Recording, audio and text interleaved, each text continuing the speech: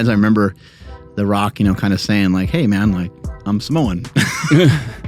Like, bro, like it's not going to happen for me. I'm not going to be able to get in that shape. And when you say leaner, you mean, because you've been leaner, but you mean get leaner, but also that feels like you can just chill there. Is that what you mean? Yes, exactly. Mm-hmm. Yeah, I'm not trying to like be this by this date. I'm trying to be this forever. Yeah. I know you're going to be so fucking weird over there, by the way. He's playing with these finger things, and then I'm fucking rubbing my foot over here. Andrew's on his knees doing the fucking podcast. Yeah. Like, we're gone. I know. That's why nobody's listening. If you have enough body fat on your frame, you can get away with really low calories because you have the body fat to keep you going. When he first started talking about doing OMAD, there were a few people who were like, you should be super careful. And this was all coming from a place of good. So a lot of people were saying, you got to be careful. That's not sustainable over a long period of time. It'd be much better to just slowly reduce your calories and have a more sustainable approach over time. Whoa, it's so funny over there. I love what you just said, because I remember you 2 years ago. Like, I'll do 40 grams of fat. Yeah. Oh, I know, right? Yeah. Yeah, and you can kind of go through these diets sort of blindly and just be like, yeah, man, I'm still always hungry. Well, yeah, you probably like, I don't know, like I could fucking eat right now. Yeah. What time of day should people, if they did want to try out some 1 meal a day OMAD style dieting, do they have it for breakfast? Is it like normal dinner time type of meal? What do you guys think? It almost doesn't matter if it's sustainable, right? Yeah. I mean, if you eat 1 meal a day, the next day you eat 2 meals, the next day after that you eat 1 meal again. I was just listening to 50 Cent this morning. I was working out, and that song Little Bit came on, and I was like, what a load of shit this song. Oh, How's it go? Yeah, go ahead. Pull your pants down just a little bit. Unbutton your pants just a little bit. Just a this and little- that, just a little Take bit. them off, pull them down just a little bit. It's like, no, you're not going a little bit. Like, just a coming tip. off. yeah. Turn around. Yeah, exactly. You're fucking going all in, right? What if the thing that sounds really hard or the thing that sounds really tough could change your life forever? Power Project family, how's it going? And listen up. We talk about meat and nutrition all the time on this podcast, from the carnivore diet, keto, low carb, IFYM. And the cool thing is that we've partnered with a great company, Piedmontese Beef. Yes, it's beef. And the great thing about Piedmontese Beef is this: no matter if you're someone who's dieting on low fats, high fats, carnivore, any diet, they have different types of cuts of steak that are going to fit your diet perfectly. From the flat iron that has, Andrew, what is the macros on that thing? So that one has 46 grams of protein and only 4 grams of fat for the entire steak. And if you want fattier cuts, they have ribeyes, center cuts. They have literally everything for no matter what diet you do. So you can't use the excuse of your diet and tell yourself that you can't eat red meat. So Andrew, how can they get Piedmontese beef? Yes, man. So that's at Piedmontese.com. That's PIEDMONTESE.com. At checkout, enter promo code POWER for 25% off your entire order. And if your order is $150 or more, you get free 2-day shipping. Again, Piedmontese.com, promo code POWER. All links down in the description, as well as the podcast show notes. A book I'd suggest to everybody is by Dr. Belissa Branich. Breathing for Warriors, right? And there's this part in the book where she's talking about, like, when you inhale, you're supposed to relax your pelvic floor. So I was like, okay, it makes sense. Inhale, relax the pelvic floor, right? So it means like you gooch everything, just relax it. So I was pooping this morning, and I was on the squatty potty. And some people, they push, right? I sometimes push. You push when you poop, right? But instead of pushing, I was just like, let me just inhale and relax my pelvic floor. So I inhaled, relaxed my pelvic floor, and then just went just right out, just smooth. I didn't push anything. All I did was inhaled, relaxed my pelvic floor, and slippity slop. It all comes out. Tapered shit. Felt great. I did that again this morning in this bathroom. I'm like, this is the only way I'm pooping from now Like on. Not gonna speed push. hack. Yeah, dude. Just like. So this pelvic floor thing, this is like kind of relaxing your butthole? Like your butthole and the whole thing. And the like, whole thing. The whole like, thing. The Yeah, I don't know gooch. where my pelvic floor is. Yeah, it's like your butthole area, but then your Just downstairs. gooch and it's just all of that. Just like relax it. And when you inhale, it's easier to just feel it all just like go loose. Yeah, it's the thing that like when you squeeze it, it makes the head of your dick really mad. Yeah. Okay. Yeah. We both tried it. That's a pause. Yeah. Sometimes you got like a crazy boner and like you can't fuck with that. You can't cinch down on it because you're like the whole fucking thing's gonna explode everywhere. Especially when you're young. You get those all the time. It's like, holy fuck, man, this is amazing. This thing's a goddamn weapon. Everybody better back up. Oh yeah, it makes your head or your dick really mad. I like that. That's good. It does. Can you please move your microphone close to your face? I'm sorry. He's mixing up some coffee over there. So electrolytes, Got these protein, blends. and then thank you, Smokey, Steven Granzella, for this Starbucks coffee from yesterday. Appreciate you, homie. Then gonna. He tries to introduce himself as Steven all the time to people nowadays. It's bullshit. We'll never let them forget. You all right? No, this is Little Smokey right here. That's right. Fuck yeah. You gotta keep those nicknames in there. It's because he looked like one of those little Smokies. Yeah. Yeah, bring up a package of little Smokies so we can show off what a little Smoky is. Quick question though, what is his Instagram name now? Is it? It's still a little smoky. Let's go, Little Smokey. There it is. Yeah. Those are so good. I know. They're fucking phenomenal. Oh God, what a great nickname to have. Now I'm hungry. I hate it when we do this, when we talk about food at the beginning of the podcast, because like, motherfucker, I'm fasting, and then I feel so hungry. Dude, but a crock pot full of little smokies just like simmering and just all nice and warm with whatever the fuck.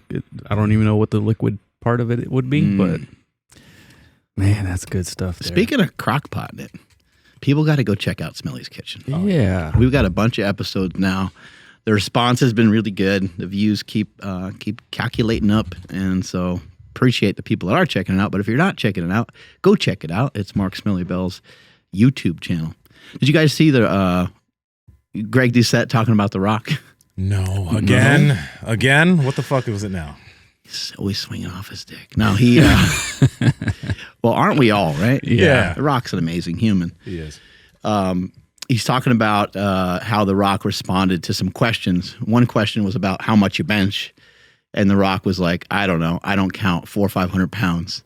And so Doucette called that out and said, hey, that's kind of a bullshit answer. Like, what does that mean? Like, how do you not count? How do you don't see the plates that are on there? Or like, I could agree with that criticism. He's like, he probably should have said, hey, I don't really like do an actual bench press anymore, or whatever the case is. And then the other thing was somebody asked The Rock, why is your belly flabby and not like shredded or something? They didn't know how to word it because it wasn't a criticism from another fitness person. And The Rock, he kind of laughed about it, but he's like, that's a fucked up question. And I don't remember exactly what his response to it was, but Greg Doucette was just saying like, it's just a byproduct of like getting lean, getting really, really lean. And for some people, due to certain genetics, like some people have to get leaner than others because some people carry more body fat in certain areas. And The Rock also alluded to the fact that he had some injury in his abdomen / like a hernia, right? Yeah, / like leg while being a professional wrestler. And that definitely is like that kind of stuff. It can misshape your body forever. You have certain injuries, like your body doesn't fire the same way anymore. And that guy was a pro wrestler for a long time, doing crazy athletic stuff, and a football player for a long time. So I'm not trying to make excuses for him, but additionally, I just think he looks fucking awesome. So, not everyone's going to have the same muscle bellies in certain areas. For me, like my arms are kind of more like slabs rather than like a pronounced tricep, mainly because of my powerlifting career. And I did tear a bunch of stuff. So even when I did my bodybuilding show, and I did bodybuilding for a while, they just wouldn't shape up quite the way maybe somebody else's would. It is crazy though, because when people generally get older, especially people that lift a lot, they don't end up maintaining, I guess, the fitness level. Like a lot of people are going to attribute it to drugs for The Rock, but like even if he is doing something, his just fitness level at his age and his ability to move at his age and the athleticism that he's maintained, it's pretty crazy because for most people that degrades. And I think it's gotten better with him in some ways. I mean, the shit he used to do in the ring, like I don't know, people undersell like what professional wrestlers do. But remember, the guy used to kip up, and he would do that shit every night. Imagine doing that every night. Oh yeah. Traveling 300 different dates around the fucking globe. Mm-hmm. And all the different autograph signings and all the different things he had to go to. Wouldn't you just think like your body would just be so stiff from like sitting in the bus and on the plane and in the rent-a-car and all these different things? But he fucking did it, and he did it for a long time. But he still looks great, and he still looks like to me, doesn't look like he's moving around all stiff or anything. Yeah, and from the training that I see him doing, it seems to be a lot of like bodybuilder type of stuff. Like, I don't see him work with barbells often, even though he probably does. But there is a lot of just direct muscle work and for different muscles. Like probably I see him use a lot of dumbbells, see him use a lot of cables, and that will allow you to get a good range of motion with a lot of different stuff. So the bodybuilding shit works. I remember when Mike Ryan used to train The Rock. And when he trained him, he helped him get into the shape that he is in the second photo there. Oh, really? Looking at. I don't know if that was the same time frame, but something along those lines. I remember The Rock, kind of saying like, "Hey, man, like I'm Samoan, like bro, like it's not going to happen for me. I'm not going to be able to get in that shape." And Mike Ryan was like, "Yeah, you are Samoan, but you also eat fucking cookies and donuts, and you're also black, and you eat a lot of them." Yeah, right. Exactly. Yeah, it's like you have another genetic side that could have you big and ripped. You haven't tapped into that shit yet. Yeah. Oh, man. But yeah, you can see even there where he's really lean. He has serratus muscles. Shoulders have almost some striations going on. Mm-hmm. There's some good abdomen there, but then there's like a disappearing kind of abdomen on the other side where it's just maybe that's from an injury. Yeah, no, for a lot of people that does happen from like a hernia. Like the abdomen does split for some people in those areas, like that. Some people say that they've had it forever, but a lot of people that end up having that, they've mentioned, "Oh, I had an injury there." So it happens, but it is what it is. You were saying that I think you said on the show before that your girlfriend has some body like dysmorphia kind of stuff. Well, okay, I don't want to put her on blast, but like for a lot of people, they have like. Even myself, for a long time when I've been breathing in the past, especially if you're in fitness, when you're breathing, most people want to keep the abs super tight. We were just talking about this a little bit. And for a lot of people, when they grow up, they do their best to keep their stomach flat. So what that does is it causes them to breathe super high so that they can keep their stomach flat the whole time. But what that also does is that turns off a lot of the muscles of breathing to help you breathe into your diaphragm. So now you're breathing super shallow. You're breathing, I'm going to try to breathe into my chest. Trying to keep your tummy in, right? Try to keep your tummy in. So what happens is you're breathing, your shoulders and your chest come up, and you're breathing like this. Even if you're nasal breathing, you're still breathing up here. And that causes, like, you're not able to get a deep breath. Your breathing is going to be all kind of fucked up. It's going to be hard for you to get a deep breath and actually have good endurance with a lot of exercises, but it's going to have long-term implications because a lot of this is off. That's why when people talk about diaphragmatic breathing and they talk about breathing into your diaphragm and your belly, it's hard for a lot of people because they're too used to trying to keep their stomach flat because fitness and health, right? You want to look shredded all the time. You don't want to look like you have a belly. All I was going to say is, I don't know what she's worried about. I saw her this morning. She looked fucking amazing. Oh, yeah. She's fucking jacked. She looks incredible, She's honestly. She looks great. I mean, I know she's working hard. She's getting ready for a show, right? She's getting ready for a show, yeah. She's show's in November. She's getting leaner. Yeah. I walked in. I was like, damn. And I was like, oh, that's okay. Yeah. Cool. She looks amazing. Yeah. But, That's forbidden. Y'all can say whatever. She fucking looks good. But one thing, man, is like, we were talking about it with what's the guy that came yesterday, Ryan Fisher, and his jacked girlfriend, Zoe. Because everyone looks at that girl. She's super jacked. And everyone's like, oh, are you going to do a bodybuilding show or have you? And he was mentioning like, and she was even saying she's worried about doing it because you don't know, like you see a lot of competitors that get stuck with that body or they start getting a little bit of body image issues because of it. And that's one of the reasons why, like, I mean, other than the fact that I have other things I enjoy outside of bodybuilding, like I don't want to do bodybuilding again because it gets you just too focused on staying super shredded, I think you should definitely do it like when you're like 40 or something. Just to have a goal. Yeah. Maybe when you're a little older, when you when you feel good enough about what you've done with your jujitsu, and you just go off and do something different for a while. Yeah. But yeah, a lot of people have a hard time with the sustainability. And I was talking to our boy Tom File this morning, and he's like, I'm just doing this bodybuilding show for me, and it's kind of for nothing, and there's like no money, and he was talking about his day yesterday. He's like, I spent basically about 5 or 6 hours just all directed towards bodybuilding. And he's like, and each day is kind of getting more and more like that as the show gets closer and closer. What is he doing for 5 or 6 hours? Well, he just said, the workouts, sunbathing, posing. Okay. And just trying to recover from the workouts and stuff like that too. Hot tub and all that kind of stuff. So he just said, like, all in, like, it's a lot of time. And then also the meal prep. He's shredded right now. Yeah, he's looking great. He's in his 50s, and he's got some awesome goals. But we were talking about like the aftermath of the show, and I was like, yeah, and maybe like 6 or 8 weeks later, you might go back to like looking the exact same that you did previously. So we talked about that a little bit. I was like, I think it's a good idea to have like an exit strategy out of that, because that style of dieting for a bodybuilding show, unless it's like a tune-up show for an already veteran person, almost all the time people are going in really, really hard, and they have a huge deficit. And then you had that huge deficit, something's got to be on the other side waiting for you. And could potentially be a lot of weight gain and body fat. Oh, this is Tom right here. Was this today? No. Oh, okay. He's still, what do you call it? Like his power belly? He still stands like a power lifter. Man. That's crazy to me. Those abs are popping despite nothing. Yep.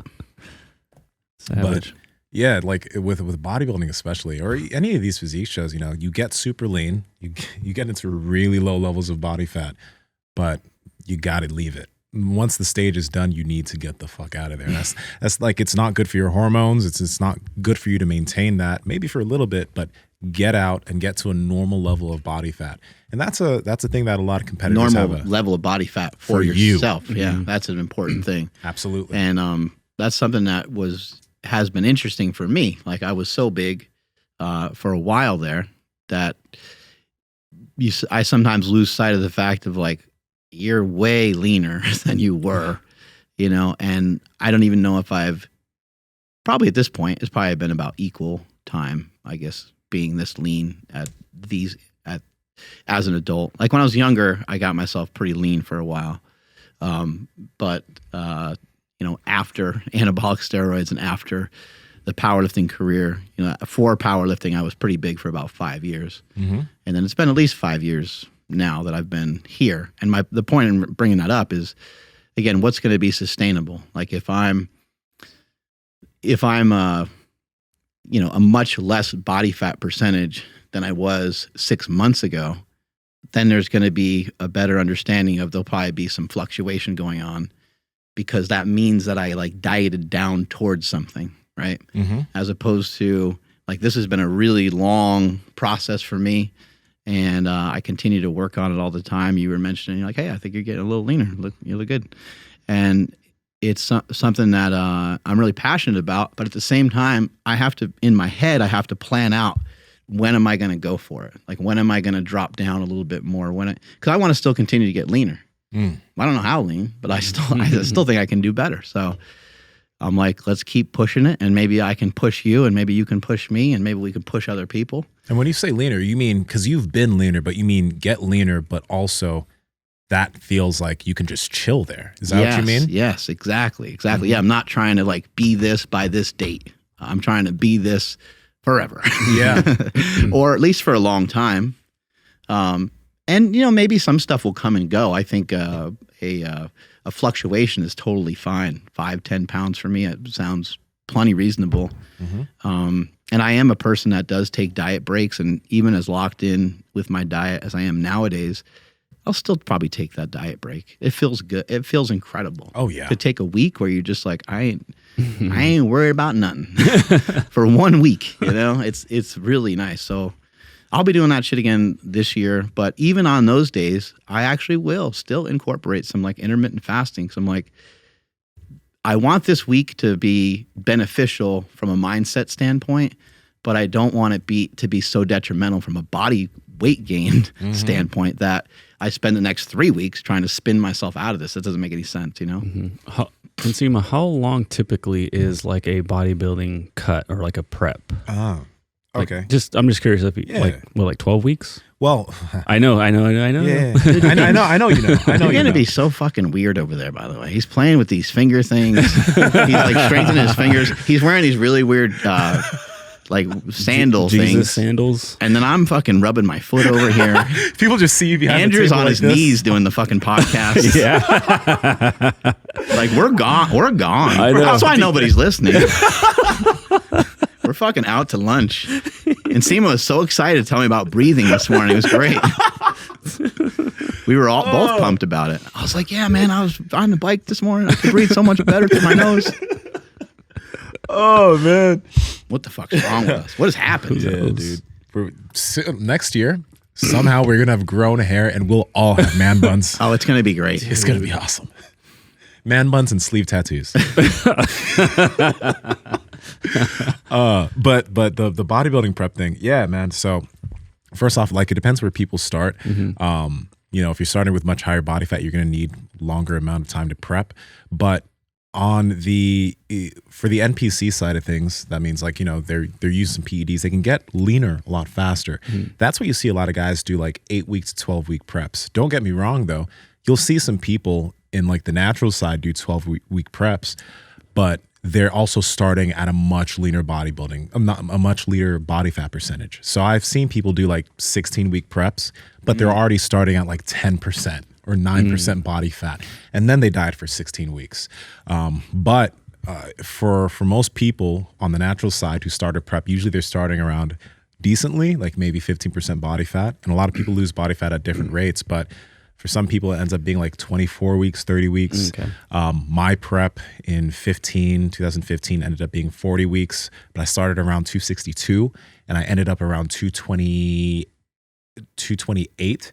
And then I peaked and ended up at 232. So my lowest weight was 228, but it took me about 40 weeks to do that because I had like about 40 pounds to lose. And this kind of thinking isn't really, I just want to point out, this kind of thinking isn't really dangerous necessarily for someone in bodybuilding because they already have a lot of other habits. It can still be very dangerous. The person can still, we see a lot of people do it. They still gain a lot of weight. I think what sometimes happens is some of the information from bodybuilding ends up just leaking out into like the regular outside world. Yeah. And then people are like, wow, that guy did this in 12 weeks.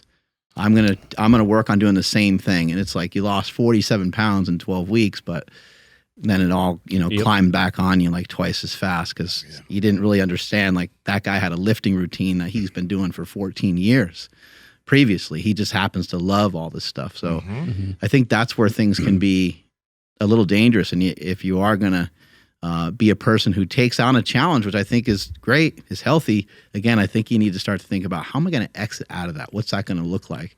We got someone right now in the Discord you were saying that's doing the snake diet, right? Yeah, Bruce. From Cole Robinson. And I also want to mention, like, not only does this person have like the bodybuilders, right, who are experienced and they say, I'm going to lose this much in 12 weeks. They also have calculated all of it. Okay, so they know on average, this is how much I'm eating, this is how much I'm going to lose per week. It is like, because they're so consistent with everything and everything's calculated, they know what they're going to be at 12 weeks from now. Whereas, most people don't have things calculated that well. They don't even know where their maintenance caloric intake is. It's tough. But Bruce, right? Bruce in the Discord, he's been fucking killing it. You guys should join Discord because there's awesome people there, great support system. Everyone's fucking just on it. I love those people. But Bruce has been, I think he started at 4 something and he started doing OMAD a bit. And then he started doing the snake diet. So I think he's having certain days where he fasts and then certain days where he feeds and he has refeed days. And he's been dropping consistently. But, he started in the 400-pound range. So, cool thing is like, we had Eugene Tao here and Eugene was mentioning one of those things where he did this 1,000-calorie diet. I saw a lot of people in the comment section going kind of wild about it. But, you know, if you have enough body fat on your frame, you can get away with really low calories because you have the body fat to keep you going. What a cool option, too, instead of fasting. Like, imagine just saying, there's some people will employ eating every other day. You know, some people will do all kinds of different versions of fasting.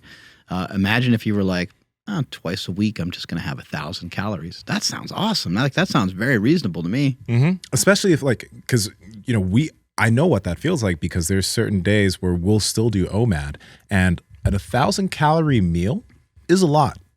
Typically when I do OMAD, and I'm pretty sure you too, we'll eat more than 1,000 calories in that meal. I will always eat more than 1,000 calories in that meal. But a lot of people, what happens is when we talk about diets like OMAD, or when Cole was here and he talked about the snake diet, or with even what Bruce is doing, when he first started talking about doing OMAD, there were a few people who were like, you should be super careful. And this was all coming from a place of good. No one was trying to bash him for this. They're just trying to give advice. So a lot of people were saying, you know, you got to be careful. That's not sustainable over a long period of time. It'd be much better to just slowly reduce your calories and have a more sustainable approach over time. But if we know anything about like diets, we've done a lot of different diets. There's no diet that we've done perpetually. Like you've done carnivore, but there's times you have some fruits and carbs. Like you're not perpetually doing one thing. You've been in a deficit, but you didn't stay perpetually in a deficit, right? So sustainability is a weird thing because it's sustainable for number one, who's the person, and number two, for how long are they going to be doing it? That's a really important thing to think about. And since he has extra body fat on him, doing OMAD, he has a lot of energy to work off of. So he's doing great. He's losing quite a bit of weight. He's dropping. He's making great progress. His body's looking better. It's sustainable for now. Sustainable for now is a good point. What were you going to say? I was just going to ask, did he mention what his one meal a day looks like? He's talked about it. He does a lot of high fat and protein. I think he doesn't do too much carb right now, and he's feeling great, right? Okay. So it's like a lot of people would even see that and be like, oh, that's too restrictive of a diet, blah, blah, blah. But again, you got to think of the individual. If they're feeling good, if they're feeling satiated, if they're getting on all the nutrients they need to get in, they're performing okay, it's not a restrictive diet for them. Yeah, because let's see, Ted Naiman put this little chart out, and I really, really like it. So basically what he's explaining is the short-term and long-term satiety effect of protein, fiber, fat, and carbs. And, you know, so protein will make you feel full now and later. Fiber will make you feel full right now, but not later. So if you can imagine eating like a bowl of broccoli, you're like, oh, I feel bloated. That makes a lot of sense. But then 5 minutes down the road, you're like, fuck, I'm hungry. Yeah. But then something that I'm experiencing right now is fat. Like, yeah, in the moment, I do feel like I need to start getting more like fuck, dude, I need something. But then what happens? Like, I'm full longer. I just thought this was amazing. And then, what's so funny over there? I love what you just said, because I remember you 2 years ago. Like, I'll do 40 grams of fat. Yeah. Oh, I know, right? Yeah. Good shit. On a good day, I'd roll in 40 grams of fat, but like 400 grams of like carbs and like 300 grams of protein. But no, I mean, for the one meal, you know, I'm sure he's getting a lot of fat in and a shit ton of protein. And so that's how he's able to keep it sustainable, because he's not hungry the rest of the day because he got in everything that he needed. And Bruce, I know you're listening, so chime in on the comments and correct me if there's anything I'm butchering about what you're currently doing, because I'm checking in there every few days, but I think I have it somewhere right. And he's killing it. Yeah. Yeah, and you can kind of go through these diets sort of blindly and just be like, yeah, man, I'm still always hungry. Well, yeah, you probably, like, I don't know, like, I could fucking eat right now. Like, you know what I mean? Like, I'm kind of always hungry. Yeah. And when I was 330 and I was fat and I just ate, I was still hungry. And even now, when I just eat, I'm still hungry. Even when I'm fasting, I'm hungry. When I'm sleeping, I'm hungry. Like, I will still wake up in the middle of the night and fucking eat something. I'll still have a protein shake. Like, I'm hungry all the fucking time. So the hunger thing is something that you need to learn. You need to learn how to deal with it in some way. I think fasting can be really helpful. But I'm telling you that there's something big time to some of these suggestions that we've been giving you for a while. And it's not just us. There's other people that are in the carnivore space. There's people talking about, eating meat and eggs. And I think that there's really something here. That's why I'm so passionate about it. I think it could really help a lot of people because people they are hungry. And sometimes people are like, well, maybe it's just because I'm bored. Well, what if you can kind of eat almost every single time you're hungry?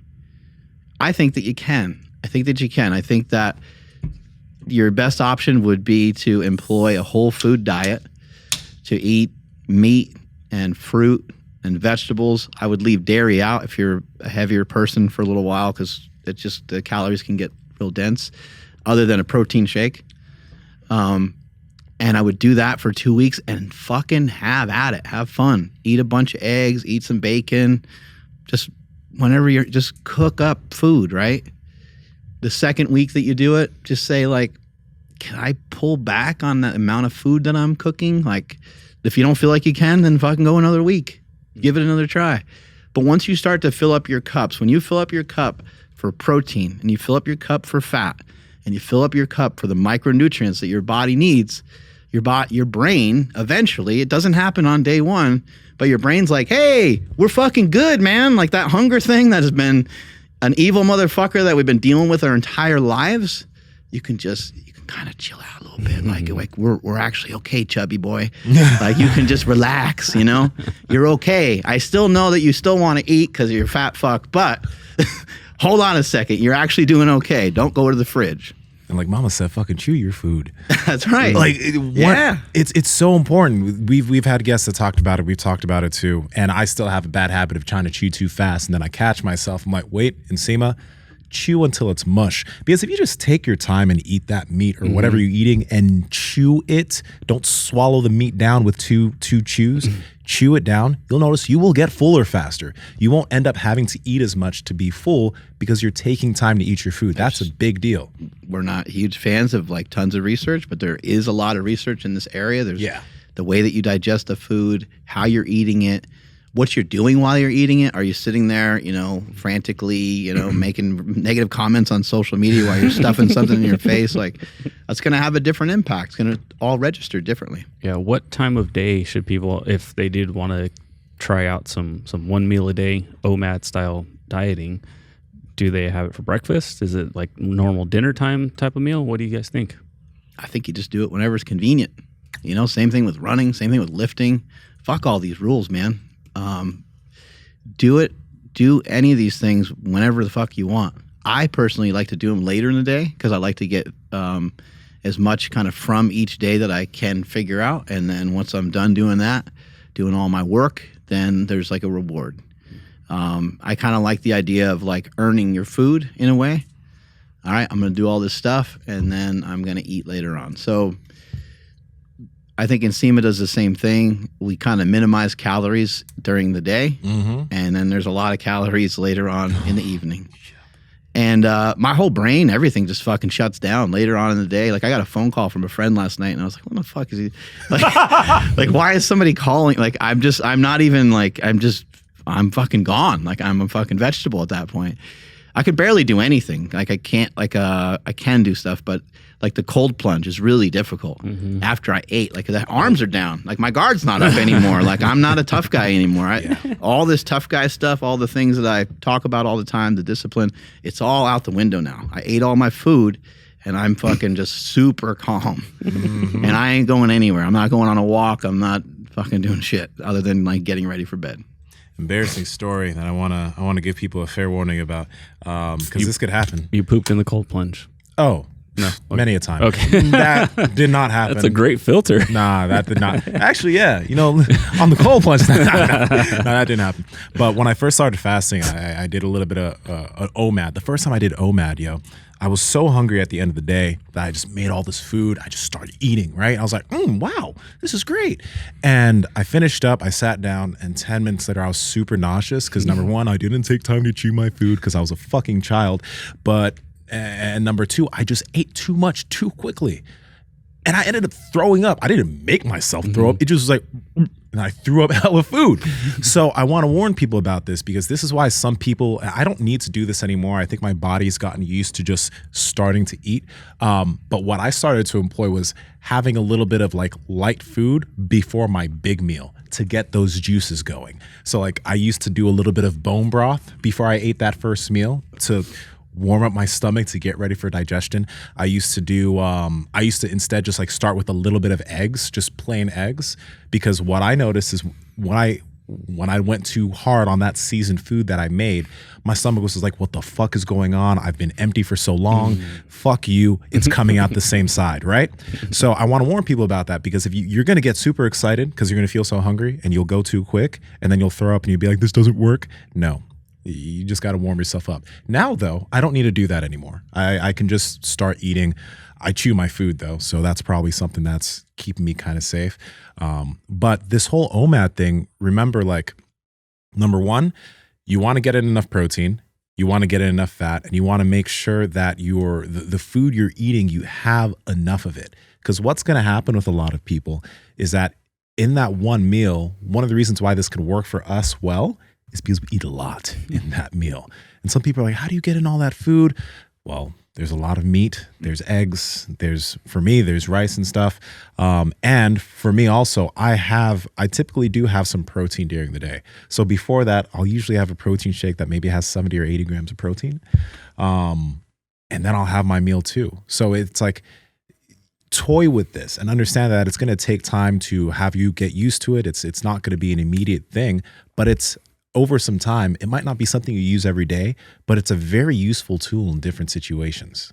It almost doesn't matter if it's sustainable, right? Yeah. I mean, if you eat one meal a day, the next day you eat 2 meals, the next day after that you eat 1 meal again, you eat 3 meals the next day, you have 1 meal. Like, same thing with fasting. I think that's some of the cool things. It's like, there's just not a lot of rules with it. It ends up being pretty awesome. Yeah. I realize, like, the style of diet that I follow and basically what you're doing as well, it's like there are, when you break it down and you're explaining it to somebody who hasn't had a dietary intervention before, there's a lot of rules to it, right? But for us, it doesn't feel that way. It doesn't feel restrictive in any way. Like, I want to eat meat. I want to eat eggs. I want to eat sausage. I want to eat bacon and cheese and all the things that are on my diet. I want to eat them. And then more recently, bringing in like liver and some other stuff. I think this is where things can get a little bit weird, but treat your liver like you treat a cold plunge. It's a hard thing that you got to do during the day. If you can swallow a frog first thing in the morning, then you're ready for just about anything. A lot of people wake up and the first thing they do is blend up an athletic greens. Are they going to tell you that? I mean, they're seriously going to try to tell you that tastes good? I've never had it. I don't think it tastes good though. Does it taste good?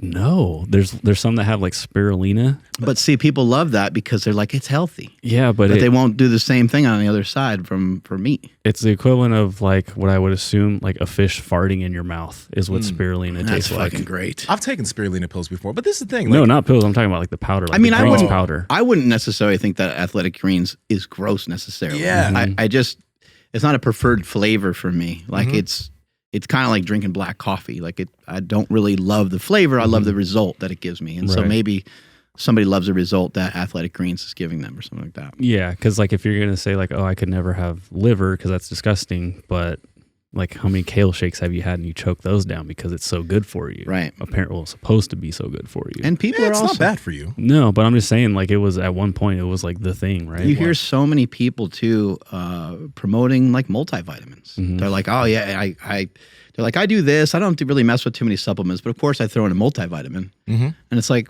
how do you have any idea that that's fucking healthy? A multivitamin is probably horrible for you. Oh, really? It's probably fucking horrible for you. Why What do you the fuck? say What the that? fuck is it? It's synthetic. It's not That's natural. true. That's true. It's not made up of anything natural. Like, where are you pulling that vitamin C from? Where are you getting the vitamin A from? Why not eat liver? Why not eat stuff? I mean, when you eat the foods, you don't have to go out of your way to eat liver, but you could start to look into the nutritional profile of other foods. If you like vegetables more, I guess you can try to figure out how to derive it from vegetables. But we do know that there's more bioavailability through meat and through organs and things of that nature. And the liver specifically is considered to be like a natural multivitamin. It's just kind of sitting there for us. I don't really love the flavor of it, but I started messing with it, and it's something that was easy to employ. Now, for some people, they might eat it and say, look, man, I tried it for 10 days. I fucking gave it the best shot I could. It was too gross. I couldn't figure it out. Fine. That sounds good. Did you maybe try heart? Maybe try some other things. Maybe try eating other types of animals. Like, why not just explore a little bit and see what you can end up landing on? Maybe you find out that you like something like salmon roe, which is like an amazing form of omega-3s. God, I'm going to buy some of that right? today. Yeah, salmon roe's good. Yeah, it's fucking awesome. It's expensive. So explore some of it. It can be very expensive because sometimes it's just flat out like they're the bigger eggs and it's just flat out caviar. Ooh. Where do you, like, where, can you get liver anywhere? Sorry, I've never purchased liver. So Piedmontese. Oh. They sell packs of liver. Right? Yeah, they do. Yeah. The hell? So you can get them there, but also if you don't want to get it from Piedmontese, you can go to your local butcher and ask for like cow liver. Yeah. Or calf liver. I'm not sure. Yeah, cow or calf liver. They'll have it. A lot of the Mexican like butcher shops, man, they have the fucking best stuff ever. Yeah, Andrew, did you not know? They have all that stuff. They got tongue, they got everything. Yeah, but like They do. I went in one recently. It was amazing. They were like, what else do you want? Yeah. It was in up near Bodega. Oh shit. nice. Yeah. I gotta hit that shit up. Carniceria. You know, tongue is really good. When I used to like buy burritos a lot, when I used to do that. Lengua burritos or chorizo. But it's just funny because like when you're like, just go to your local butcher, and I'm like, does he mean like Rayleigh's? No. Because I'm like, They'll have it there too. Okay, I'm like, I don't have a local butcher. Yeah, they'll have it like anywhere where they have a case of meat, they have butchers. That's true. So anywhere they have, some of the like Owen, he worked at the co-op and he was a butcher at the co-op. But all those places, they all have. Owen was a butcher at the co-op. Yeah.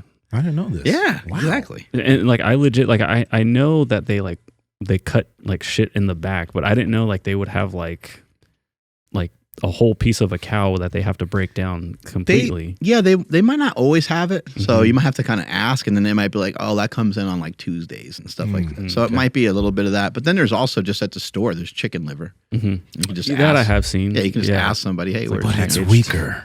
Right. the weaker bird. Weak animal. All right. Is liver expensive? It's very inexpensive. Okay. It's actually like, very, very cheap. Can we find it in the Piedmontese one? Yeah. So people can Piedmontese has liver and they have bone marrow. And bone marrow is fucking amazing. It is. After you told me about it, I cooked some ground beef in that bone marrow. It's so good. It has a lot of vitamin K in it and stuff. Oh, here we go. Am I slurping this down? I think so. It is really like butter though. Like you weren't joking. That's sick. Yeah, that shit was so good. Yeah. Let's see if I can find it. Bone marrow is interesting. It's kind of waxy. I eat it raw as well. Raw just doesn't taste hardly any different, but like heat it up a little bit, it kind of gets a little melty. So I kind of dig that too.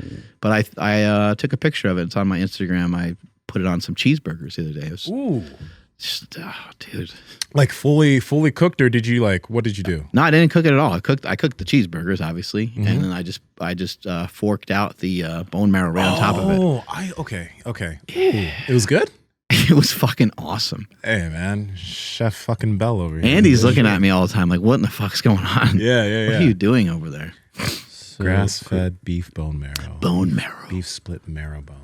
Yeah, so at the time of this recording, they're doing a 25% off sale, but by the time you guys hear this, it'll probably be over, but you can still use promo code POWER to get 25% off. We're supposed to put together like a little pack of this stuff with like a steak or something like that. We're working on it. How about the liver?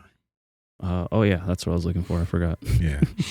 Power Project family, how's it going? Now on this podcast, Mark, Andrew, and I, we talk about fasting a lot. We talk about the ketogenic diet and a lot of different types of diets, but Bubs Naturals has a product. They have the collagen protein, which is amazing. They have these apple cider vinegar gummies, which are like crack, but they have they have these MCT oil powder packets that I've never used to do this, but in the morning I'll wake up and I'll put it in coffee, and the smoothness, number one, in terms of the mixing is amazing, but the consistency of my energy through the day because of the MCT oil powder is peak. Andrew, How's your experience with it? Yeah, no, that's exactly it. It's like the best way to start the day. You're satiated, you're energized, and you're just ready to crush the day. So if you guys want to get in on this MCT oil powder, head over to bubsnaturals.com and at checkout, enter promo code PowerProject to save 20% off your entire order. Again, Bubs Naturals, promo code PowerProject to save 20% off. Links to them down in the description as well as the podcast show notes. But okay. I was gonna mention this because for us now, right? For example, I had some Keto Pro in my coffee this morning with some electrolytes, right? But when I say, oh yeah, I eat one meal some days and I fast, people are going to be like, oh, you're not fasting. It's protein in your coffee, right? So one thing that I think happens with all of us, oh, there it is. Is this liver? Yeah. Grass, how much is it? That looks good. So it looks like it's about $30 for, I don't know. 4 count of 8 ounces? Yeah. I eat it raw. I just eat it raw. Same. I just have it. I just took it out of the package and I have it in like a thing in my fridge and I just pull it out and I just fucking eat some of it. You just take like a nibble, cut it. Like how do you? Because I remember I cut it up with scissors, which is that whole process is disgusting too because it's very like squishy. So it's a little weird. But do you chew it or do you I saw Chris just gulp it. Gulp it down. Do you chew or swallow? I've gulped it once. I chew it. Hey now. I chew it. There are like little secrets with it. If you chop it up and you have it like slightly frozen, then it becomes these like little bites, and that works pretty good. Because again, it just turns into like weird slop. Yeah, it's like not very, it's not very user friendly. But I use salt, and I also sometimes will use.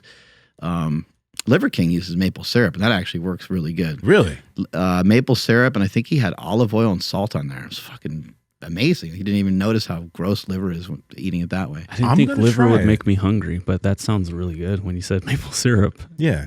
I usually just do salt. Like I usually just like get salt on it, let it sit for a while, and then eat that. But that maple syrup shit sounds like it could be pretty good.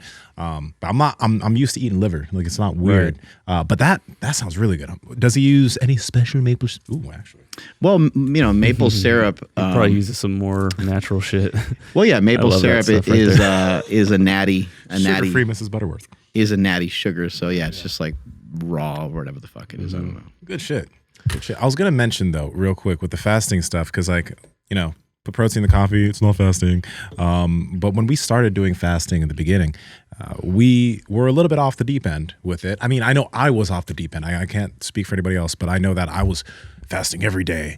And the cool thing is that by going off the deep end a little bit, and I think everybody does this when they start a new type of diet, like when they go carnivore, I'm strict carnivore, no maple syrup, no fruits, just like, but it gets you, I guess, kind of used to certain things. And then you start adding certain things in. I think there's a benefit to that. I think there is a benefit to doing 16-hour fast and staying strict with it, having caffeine and having electrolytes or whatever, because it really does get you used to not being food focused. I think this is the big benefit of it, because everyone's like, oh, the main benefit of fasting is the caloric restriction you get since you're not eating during the day.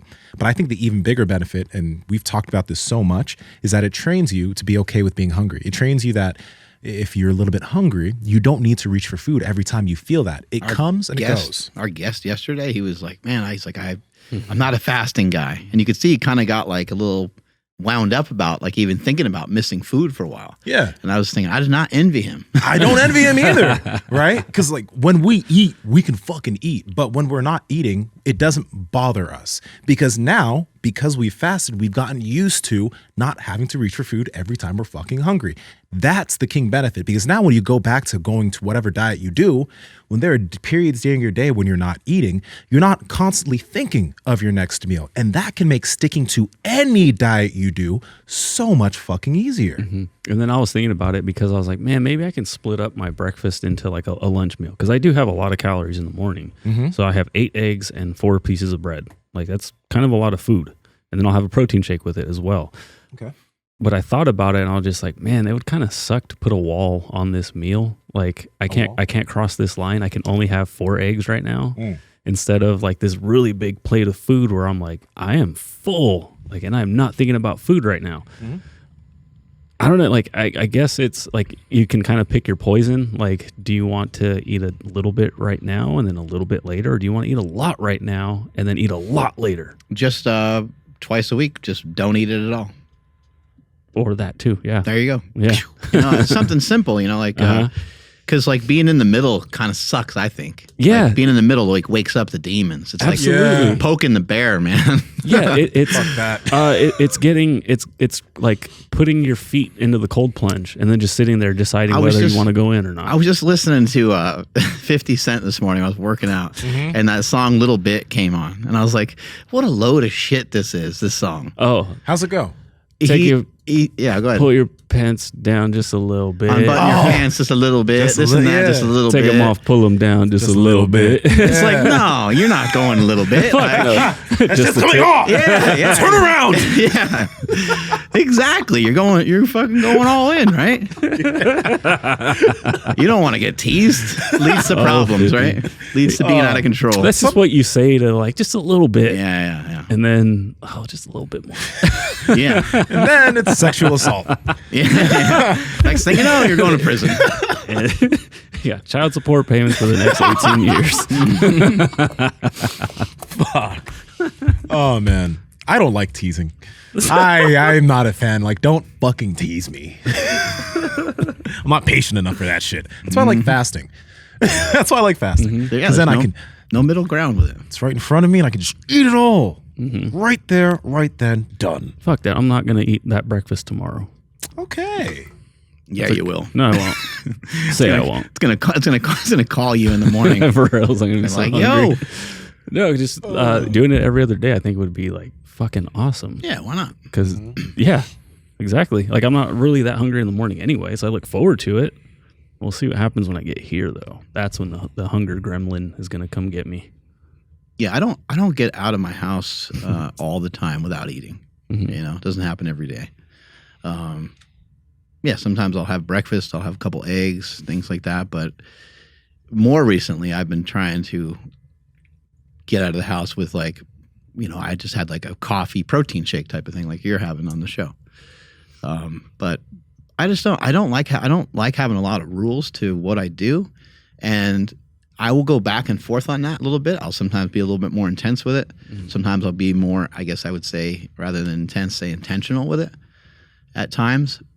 But I found that this is the greatest way to be sustainable, is to not really have a lot of rules. There's nothing, I'm not breaking anything. Yeah. You know, if I, you know, choose to have some frozen yogurt with my kids or my niece or nephew or something like that, it's like, that's just like part of that particular day. There's nothing, I guess, like something I learned more recently. This is kind of interesting. I went to eat with a group of people. We all got served like different food, and then you kind of shared it and stuff around the table. But everyone got to eat the same thing.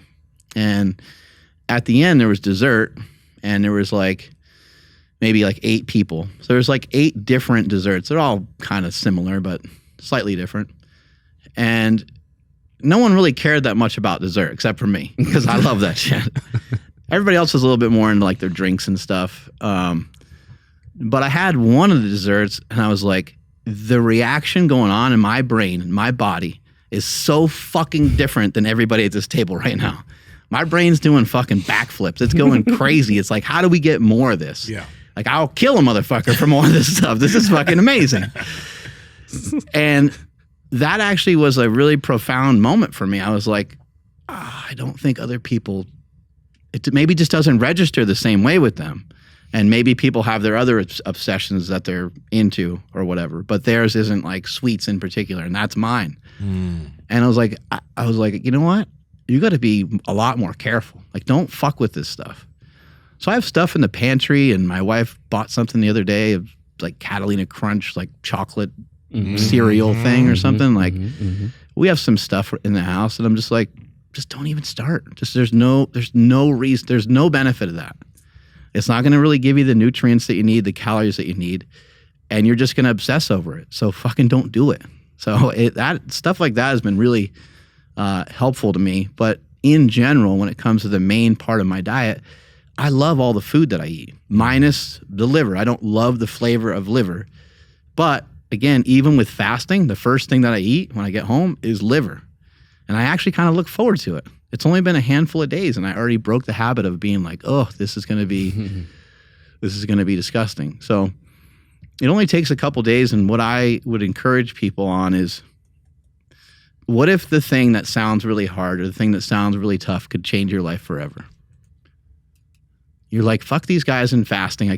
They're still talking about it. They talk about it all the time. Yeah. But what if just a handful of fasting here and there really helped? What if you used your own intelligence, your own intuition about how you operate, how your day goes, and you're like, Nsima eats once a day. That seems fucking really hard. But not every day. Well, yeah, he eats once a day. Most days. Most days. 1 meal a day, most days. But maybe for you, maybe you could say, I'm going to have breakfast and I'm going to have dinner. I'm going to eat twice a day. Is that different than what you're currently doing? If it is, you're probably heading in the right direction. Mm-hmm. Leverage protein shakes too. Because one of the biggest things that I see from people in terms of questions that they ask you and questions that I see is like, how do you guys get all that protein in, right? Well, there's a lot of meat, but protein shakes are very helpful, right? So if you get in 2 scoops of a protein shake, that's like maybe 60 something grams of protein. I like milk, so it ends up being like an 85 to 90 gram protein shake bomb. And then I'll still get in a lot of protein through the food I eat, but I can sometimes do that before one of my meals or sometimes at the end of the night, and it's good. Like it's really, really good, but it's not difficult to get all the protein I need to get in. Yeah. So definitely take that or try that out, because some people who do end up doing one meal, they're like, I can't eat all this food at once. Okay, space it out. It doesn't need to be one meal, even though we're talking about 1 meal a day, just like you just said, Mark. If you want to do morning, evening, if you want to do 2 meals in the evening, whatever, space it out so you can get in the amount of calories you need to get in if that's something you want to do. There's not hard rules on it. And I guess for someone like me who would try to depend too much on a protein shake, like you can do a little bit too much. So like this morning I had somewhere around 900 calories. Out of those calories, only I think 120 came from a protein shake. So the rest was all whole food, if you want to call bread a whole food. But the rest came from eggs mainly, because I had so much. But that protein shake, what it did is it bumped my overall protein to 80 grams. And that's just like in one meal. Oh, you know what I mean? Okay. You meant okay, so I know what you mean. Got it. Yeah. So I had breakfast and then I chased it down with the protein shake just to get even more protein in there. Because with eggs, it's a lot of fat, so a lot of calories from fat. Well, not a lot, but it has calories from fat than, fat-free cheese. Yeah. So to kind of just get that protein leveraging even higher, I had a protein shake. But the whole meal a lot of protein came from the whole meal, not just from the protein shake. Yeah. So you had you had almost 400 grams of protein. Not 400 grams, 400 calories of protein. Yeah. Gotcha. Yeah. Okay. I had a lot. A lot of protein. Yeah, I think what you're referring to is just like some people might lean on that too much. They might rely on the protein shake and not eat real food. That's true. And then you're hungry. And not only that, but this is what you taught me when I'm like, how come I can't have protein shakes? And you're like, well, you have stomach issues sometimes. And it's like, okay, but I don't get it. But yeah, if I have a protein shake by itself, I'm okay now. But at one point, my stomach would just hurt because I would get that sick, hungry feeling where I'm I'm hurting, but I feel like I need to eat, but I don't want to eat now. So if somebody is going to try to, fast or limit their amount of meals and they have a protein shake, it could go the opposite way. So if I have to have something, or if I have to have a shake by itself, I'll seriously just have a slice of bread, which can be counterintuitive to a lot of people, but for me, it just slows it down. It prevents me from just gulping down the entire shake in 2 sips. So that helps. I enjoy and look forward to every meal that I have. Same. So I think I couldn't say the same thing when I was bodybuilding. During that 8 or 12 week prep that I did. Most of the time I liked some of the stuff that I ate, but it was always kind of hard to get through some of it.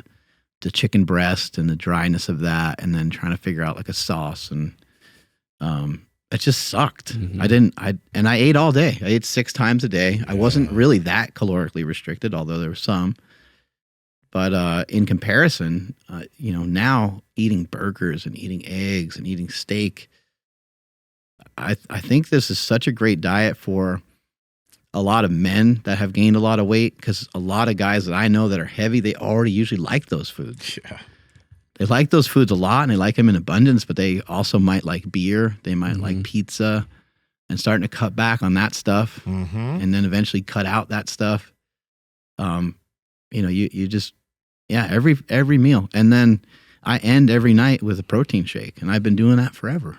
I've been having protein shakes, probably 1 or 2 every single day for 30 years. I fucking love it. Last night I had 2 scoops of the chocolate steak shake and 1 scoop of the vanilla keto pro. Ooh. With some water and some ice. I didn't have any more milk or anything like that to put in there. It's fucking amazing. That yogurt shit, though. I got some of it. Oh, yeah. There's this yogurt. Saint Benoit or something. However the hell you say that. Saint Benoit. Yeah, there you go. Benoit, right? I got is the one you had plain? Yeah, it was just plain. Okay, I have a question for you. Did you put something in that? Because did you mix something in it? Yeah, I put this is the way vanilla protein in there. That's why it tasted that way. Because it's good. But I was like, wait, why does it taste different? Anyway, I put it in the protein shake. Where do you get this stuff from? You have to go to the fancy grocery store. What? Nugget. No, got to go to Nugget. They don't let me in there. They almost didn't let me in either. They're like, then they saw how tall I was, and they're like, let me in. But they would have turned me away if I was big. Man, this is fancy. Yeah, that shit's good, man. That stuff's really good. It's really good. I put that in that protein shake. I think it's just because like that yogurt has enough like cream in it, enough fat in it to kind of blunt some of the, yogurt has a kind of pronounced tartness to it sometimes. And that one, because of the fat that's in there, it pulls some of that out. So I have a quick question. Did you? But the vanilla is good too. Yeah. The but it has, it does have more sugar. I didn't have the vanilla. I got the plain one. But do you put that in your shakes, or do you do what you did and you mix the vanilla in it? I just eat it. Yeah. You just eat it? Yeah. I mix a scoop of vanilla. This is the whey protein in there, and it's fucking insane. My favorite, like one of my favorite things is within just the regular chocolate whey protein. This is the whey, and I'll throw some PB Fit in there and some yogurt because I'm such a huge fan of peanut butter cups, and like that's what I do, and it's so good. Eventually, like you can put too much of the peanut butter powder, and you just try to make peanut butter. But with the chocolate, it's like, I don't know, mix between a peanut butter cup and like a Snickers. It's really freaking good. One thing that you guys should consider, and I think maybe it's a necessary purchase, because if you can get yourself one of these, maybe you'll get the same effect. Yeah, they're so cheap. Everybody should get them. These are super cheap. So get these things. You can get one of these mixers anywhere, but Bubs has them. You can buy one now just for a little bit more money. That actually is way more powerful. I actually think that those things are only like $5 or something, right? Yeah. There's one on Amazon that's like $20 or $30. I have it at home. And is it more powerful? Yeah, it's fucking great. I mean, it will whip shit around though, so you got to be careful. You need a pretty big. Andrew, you saw it, I think, at my house one time. I don't remember. Yeah, this one of mine broke at home. I gotta buy you guys some. They're pretty cool. Yeah. But yeah, get yourself a fucking Ninja blender. Oh that too, my god, yeah. It's $100. My girl just got one, and I made this. I put some. I like using milk, but you can use water. So I put some milk, 2 scoops of This Is the Way, 1 scoop of Bubs Collagen, some creatine. I just blended all of it up.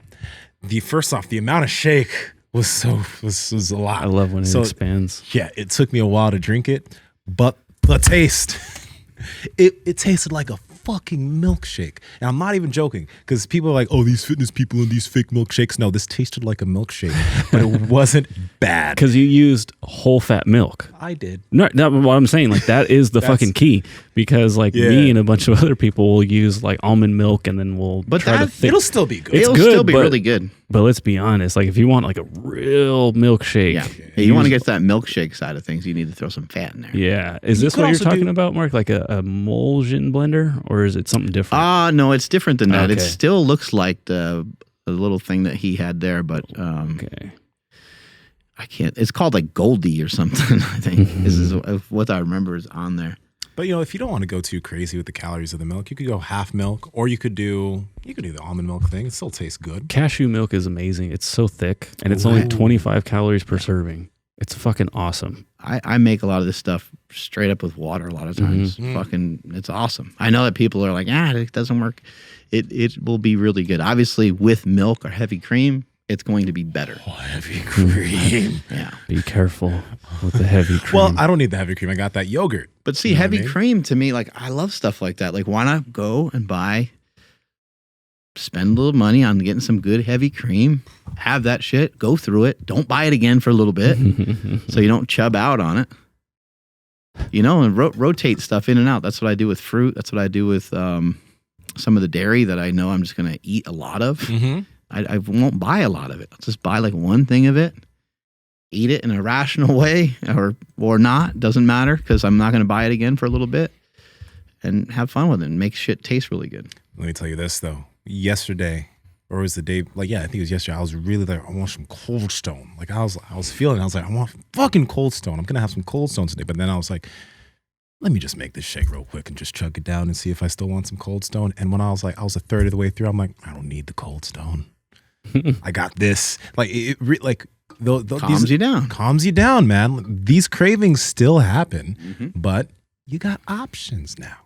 I must be dehydrated. I'm going through this water like there's no I don't know. There's something in the air because I'm thirsty. Yeah, where is it? Going through this. I need to go get some of that shit, dude. The sparkling water from the sparkling water. Hibiscus, berry, whatever. I want some of that. Hibiscus. I might have some in my office. I go steal some from your office. This shit's so good. It's just sparkling water. It's nothing super duper special, but for some reason out of a can. I don't know why I'm digging it so much. It's not because of out of can. It's because it has a little bit of that sugar in it. No, this one doesn't have anything. It's just sparkling water. Just the straight sparkling? The Liquid Death sparkling water is so good. Yeah. Liquid Death isn't a sponsor, but I think, Mark, you said they're all about the sustainability aspect of what. So getting rid of plastic. Mm-hmm. Getting rid of plastic bottles. Yeah, the death of plastic bottles. That's why they got these aluminum cans. I don't know if they're better or not. Who knows? Somebody's going to blast this. They're going to be like, aluminum's just as bad. I will say, though, it creates more pollution to recycle aluminum. They're bro. Come on, bro. Their flavored sparkling water it does hit the spot, though. Yeah, the berry. The berry, they have a lime one. They have a mango. The mango's the best. I forgot what the fuck it's called, but it's mango. It should be called Bury It in Your Ass. The whole can. I gotta be the marketing person for these people. I don't know why they're not gonna hire me. It doesn't make any sense. With the way their marketing is, because if you go to their website, it's this blood and gore. Exactly. It should be buried in your ass. That's what we should call that flavor. The buried in your ass. Yeah, buried in your ass flavor. Be careful with that one. You're gonna come out with some kind of berry flavored within you protein powder. It should definitely be called that. My wife fucking sucks.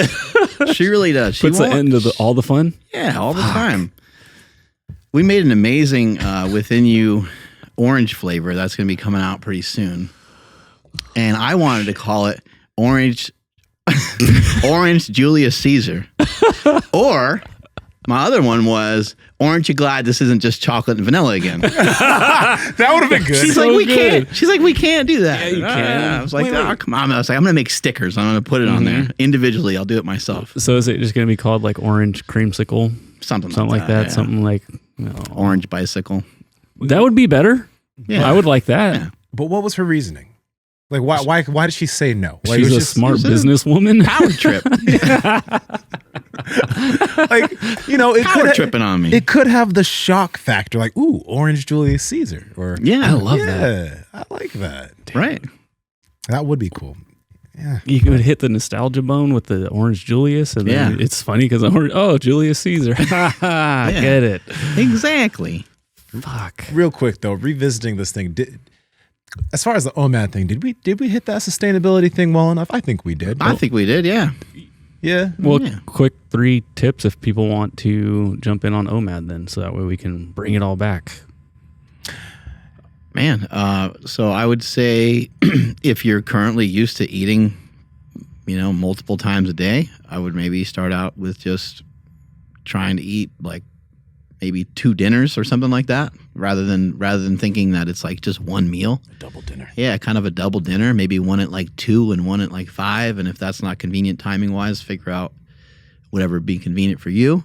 And then another option would be just to try it out like on a day. Just pick a day where I think it helps if you're busy. Mm-hmm. Pick a day where you're busy. Do something in the morning that keeps you away from food. Like make yourself busy or get some coffee or something like that. Go on walks, do a bunch of other stuff to distract you away. But really, I think eating, one meal a day just for one day is a great practice to try. So just give her a shot, and then the next day, go back to a normal day, and maybe go back and forth between the two for a while until you get the hang of it. And caffeine is an appetite suppressant. Take advantage of that caffeine. Sometimes in the morning, I will wake up, I'm hungry, but then I'll actually just drink some electrolytes and some water. And I'm like, actually, I wasn't hungry, right? So remember, especially like sometimes you might just be thirsty. You might just be dehydrated. And you'll drink some water and you'll be fine. But that caffeine will also allow you to suppress that appetite until a little bit later. But I think this is a really, really good practice to train yourself not to be food focused, because a lot of people, like I can gain weight very quickly because I can eat a lot. And a lot of people like ourselves who are food focused, who do love to eat, we need to, fasting and OMAD can be beneficial for us to train those triggers of hunger and being okay with it. Because then over time, hunger's not going to bother you like it used to. It won't be something where you feel hungry and then you binge on a fuck ton of food and then you end up falling off. You'll be able to feel it. You'll be able to understand it'll pass. You'll have mechanisms to be able to cope with hunger, and everything as far as dieting will be a lot easier. Just another warning with any diet protocol, if you end up binging, it didn't work. So if you don't eat for the day and then it's 7 p.m. and it's time for you to eat, and you ordered fucking Chinese food and you went off the rails and you really went in, and then you had ice cream, that the day was way too challenging for you and you're off the team. Yeah. It's just like any diet that you try where you end up, if you try to reduce your calories or you try to do anything too strict and then you end up, now I'm not talking about like eating just a little bit of food. I'm talking about like binging, like really going off the rails and then having hard time getting back on track again. That's a good indication that your diet protocol didn't work. So if you mess around with OMAD and you find yourself 3 days later like really overeating, whenever you do a fast, when you're trying to utilize fasting to lose body fat, to lose weight, the best thing that you can do is just pretend the fast never happened. So it's not like time to like make up for lost times and be like, oh yeah, I'm gonna if you were doing that, especially for some of us that can eat a lot, you would probably have to eat like every 3 days to kind of match that hunger curve. For reals. And that would be too miserable. Yeah. And I don't want to say like, oh, you need anything like, as far as like arming yourself to get through these fasts, but there is fasting gum from within you that works fasting really well. Been really dope, actually. Something that I will use is Kratom. That helps that hunger go away. Mind bullet. Along with, caffeine.